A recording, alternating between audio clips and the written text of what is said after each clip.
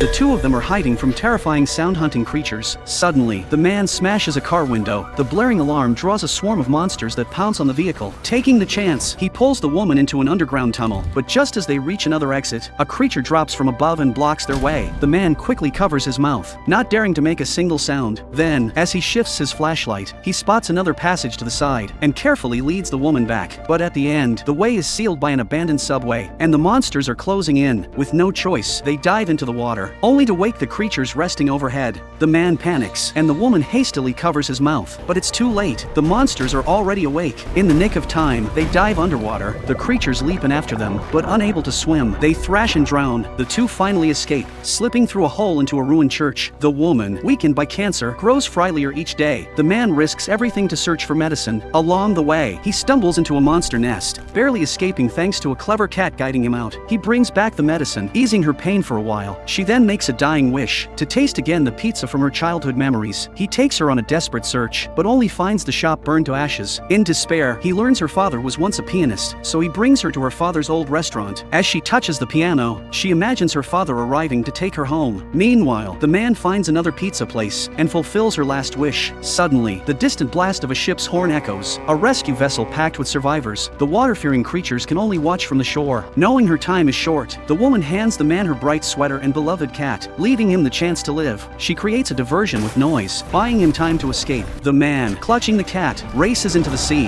and finally climbs aboard the ship. The woman, meanwhile, returns alone to the pizza shop, tears streaming as she looks at old photographs. On the ship, the man discovers a note hidden in her clothes, asking him to care for her cat in her place, and thanking him for being by her side until the end. At last, she carries a stereo into the street, turns on the music, and with peace in her heart, meets the end of her journey.